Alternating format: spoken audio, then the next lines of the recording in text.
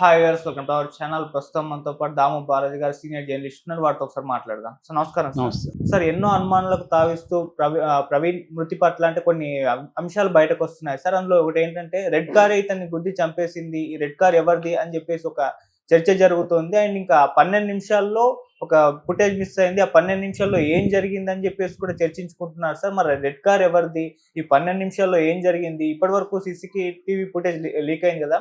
So దాంట్లో ఏముంది, దాన్ని చూసి ఏమన్నా తెలుసుకోవచ్చా, ఇతని మృతికి గల కారణం ఏంటి అని చెప్పేసి మరి ఇప్పటివరకు వచ్చిన అప్డేట్స్ ఏంటి సార్? యాక్చువల్గా అతని నిన్న పోస్ట్ మార్టం జరిపారు. ప్రవీణ్ పగడాల పాస్టర్ ఆయన పోస్ట్ మార్టం జరిపి నిన్న ఈవినింగ్ హైదరాబాద్ తీసుకొచ్చారు. ఈరోజు 10 నుంచి 12 వరకు సెంటనరీ బాప్టిస్ట్ చర్చి సికింద్రాబాద్లో ఆయన భౌతికాయాన్ని ఉంచుతారు. దాని తర్వాత సెయింట్ జాన్స్ సిమెట్రీ మన పరేడ్ గ్రౌండ్స్ పక్కన ఉంటుంది, అక్కడ ఈయన్ని ఖననం చేసే అవకాశాలు ఉన్నాయన్నమాట. సో ఈ నేపథ్యంలో ఇప్పుడు ఏంటంటే ఈయన మృతి పట్ల తీవ్రమైన ఆందోళన ఉన్నాయి. కానీ పోలీసులు చెప్తున్నది మాత్రం ఇది యాక్సిడెంట్గానే వాళ్ళు పరిగణించారు. అయితే ఇక్కడ అనేక విషయాలు బయటికి వచ్చాయి. ఒకటేమంటే ఈ క్రిస్టియన్ సంఘాలందరూ కూడా మొత్తం రాజమండ్రి ఎయిర్పోర్ట్ నుంచి ఈ యాక్సిడెంట్ జరిగిన స్పాట్ వరకు సీసీటీవీ ఫుటేజ్లు అంతా బయట పెట్టాలి అని ఒక వాదన బయటకు వచ్చింది. రెండోది ఏంటంటే ఇతనిది ఆల్రెడీ నిన్న ఒక సీసీటీవీ ఫుటేజ్ వచ్చింది. అదేంటంటే కొవ్వూరు టోల్గేట్ దగ్గర ఇతను బైక్లో చాలా స్లోగా వెళ్తున్నట్టుగా, అది రాయల్ ఎన్ఫీల్డ్ బైక్ వెళ్తున్నట్టుగా వచ్చింది.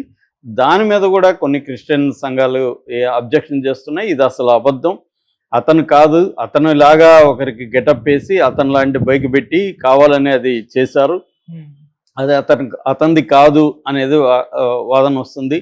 సో మొత్తం మాకు అది ఒక్క షాటే ఎందుకు ఉంది, మొత్తం మాకు పెడితే మాకు అర్థమవుతుంది అతనా కాదా అనేది. ఇది కావాలనే ప్లాన్ చేశారు, డైవర్ట్ చేయడానికి అతన్ని చంపేసి ఇతను ఆ టైంలో అక్కడ వెళ్తున్నట్టు చూపించారు. ఇది రాంగ్ అనేది కొంతమంది చెప్తున్నారు. ప్రధానంగా ఇప్పుడు ఏంటంటే ఈ జరిగిన స్పాట్ ఏదైతే ఉందో రాజానగరం పోలీస్ స్టేషన్ పరిధిలో జరిగింది.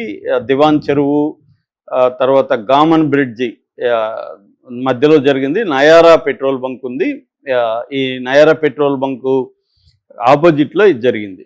సో మామూలుగా అయితే ఈ రాయల్ ఎన్ఫీల్డ్ పోలీసులు చెప్తున్నది ఏమంటే ఇతను అదుపు తప్పి అది పక్కకి వెళ్ళిపోయింది, డౌన్లోకి వెళ్ళిపోయింది, ఇతని మీద పడిపోయింది, ఇతని మీద బరువు పడడంతో చనిపోయాడు. అందుకని మామూలుగా అయితే యాక్సిడెంట్ జరిగినా కూడా ఇతనికి హెల్మెట్ ఉంది కాబట్టి చనిపోయే అవకాశాలు తక్కువ ఉంటాయి, తలకు దెబ్బ తగిలే అవకాశం లేదు. కానీ ఇది బైక్ వెయిట్ పడడంతో హెల్మెట్ ఉన్నా కూడా లోపల తలకి దెబ్బ తగిలింది. అట్లాగే బ్లడ్ అంతా కూడా చిమ్మింది, పెదాలు కూడా ఇట్లు పోవడానికి కూడా అది తగలడమే కారణం అనేది పోలీసులు చెప్పారు. ఈవెన్ పోస్ట్ మార్టం రిపోర్ట్లో కూడా అదే వచ్చింది. కాకపోతే ఇప్పుడు కొత్తగా ఒక సీసీటీవీ ఫుటేజ్ వచ్చింది. అదేంటంటే నైటు 11:30 నుంచి 11:42 మధ్యలో ఈ వెహికల్ పెట్రోల్ బంక్ ఆపోజిట్ దగ్గర వెహికల్ వెళ్తున్నప్పుడు ఒక 5 వెహికల్స్ ఈ వెహికల్ని క్రాస్ చేసి వెళ్ళాయి అనేది ఇప్పుడు ఆ ఫుటేజ్లో ఉంది. అందులో ఒక రెడ్ కారు అనుమానాస్పదంగా వీళ్ళకి అనిపిస్తుంది. ఎందుకంటే అది రెడ్ కారు కొట్టినట్టుగానే వీళ్ళు భావిస్తున్నారు.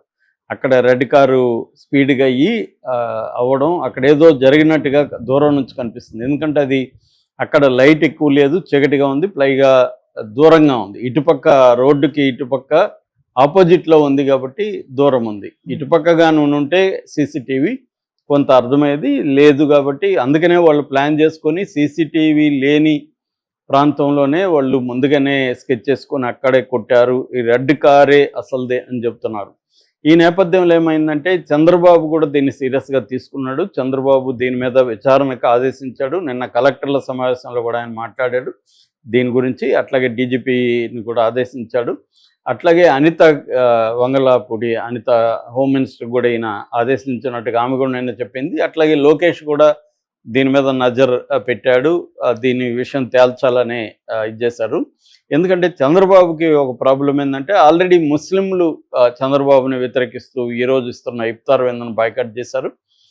ఏప్రిల్ 2న ఆందోళన కూడా పిలిపించారు. నేషనల్ లెవెల్లో ముస్లిం సంఘాలు చంద్రబాబుని అటు నితీష్ని గట్టిగా ప్రెజర్ చేస్తున్నాయి. ఎందుకంటే వీళ్ళిద్దరూ వక్ఫ్ బిల్లుని ఆమోదిస్తున్నారు. అక్కడ వక్ఫ్ బిల్లు కానీ వీళ్ళిద్దరూ వ్యతిరేకిస్తే మోడీకి ధైర్యం ఉండదు. సో వీళ్ళిద్దరి మీద ప్రెజర్ పెడుతున్నారు. అక్కడ నితీష్ ఇచ్చే ఇఫ్తార్ విందును బాయ్కాట్ చేశారు. ఇక్కడ చంద్రబాబు ఇచ్చే దాన్ని బాయ్కాట్ చేశారు. దాంతోపాటు దేశవ్యాప్త ఆందోళన కూడా April 2nd పిలిపించారు. అందులో భాగంగా ఇక్కడ కూడా జరగబోతుంది.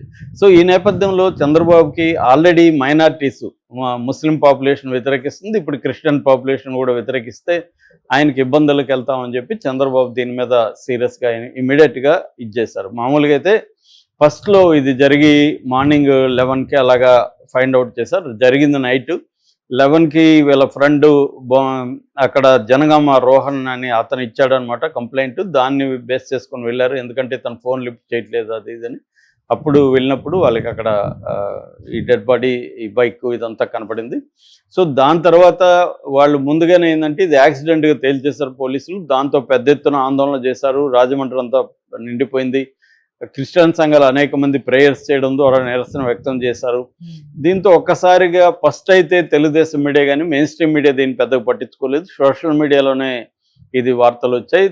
దీంతో ఒక్కసారిగా బాగా వైరల్ అయిపోవడం, ఆయన పాస్టర్ ప్రవీణ్ వీడియోలంతా బయటికి రావడం, ఆయనకు వ్యతిరేకమైన ట్రోల్స్ అంతా ఒక్కసారిగా రావడం, దీంతో ఇది ఒక పెద్ద ఇష్యూగా అయిపోయింది. దీన్ని నేషనల్ వైడ్గా కూడా కొన్ని ఛానల్స్ అవి కవర్ చేయడంతో చంద్రబాబుకి ప్రెజర్ వచ్చింది. అంటే మైనారిటీస్ మనకు దూరం అయ్యే అవకాశం ఉంది, జాగ్రత్తగా లేకపోతే అని చెప్పి చంద్రబాబు దీన్ని విచారణ చేస్తున్నారు. ఇప్పుడు ప్రధానంగా రెడ్ కారు ఎవరిది అనేది ప్రధానంగా తేల్చే పనిలో పడ్డారు. అట్లాగే ఆ 12 నిమిషాల్లోనే ఏం జరిగింది, ఈ 12 నిమిషాలు కీలకం అని చెప్తున్నారు.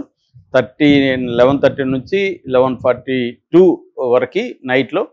సో ఇక్కడ ఏం జరిగింది కానీ తెలిస్తే మనకి ఇతని ఆ రెడ్ కారు కొట్టినట్టుగా ఇప్పుడు అనుమానాలు ఉన్నాయి. ఎందుకంటే అక్కడ ఉన్న CCTV ఫుటేజ్లో రెడ్ కారు మీదనే మిగతావన్నీ కూడా పాస్ అయిపోయినాయి. రెడ్ కారు మాత్రం కొంత అంటే ఒక బండికి తగిలినాక కొద్దిగా స్లో అయిపోయి మళ్ళీ వెళ్తుంది కదా, అలాంటి ఒక ఇది కనిపిస్తుంది అనేది ఇప్పుడు బ్రేకింగ్ న్యూస్లో వస్తుంది. సో దీనివల్ల ఇప్పుడు పోలీసులు కూడా దీని మీద క్లియర్గా రెడ్ కార్ ఎవరిది, మిగతా ఎందుకంటే రెడ్ కార్ని కనిపెట్టడం పెద్ద కష్టం కాదు. రోడ్లో టోల్స్ ఉన్నాయి కాబట్టి టోల్ దగ్గర ఫుటేజ్ ఉంటుంది. ఆ ఫుటేజ్లో రెడ్ కార్లో ఆ టైంలో ఎక్కువ ఏమి ఉండవు కాబట్టి ఎన్ని ఉన్నాయి చూసుకొని ఆ టైం కరెక్ట్గా మ్యాచ్ అయినా ఆ టైం చూసుకొని ఆ నెంబర్ కూడా అక్కడ టోల్లో నమోదై ఉంటుంది కాబట్టి ఆ నెంబర్ ద్వారా కార్ ఎవరిది అనేది పట్టుకో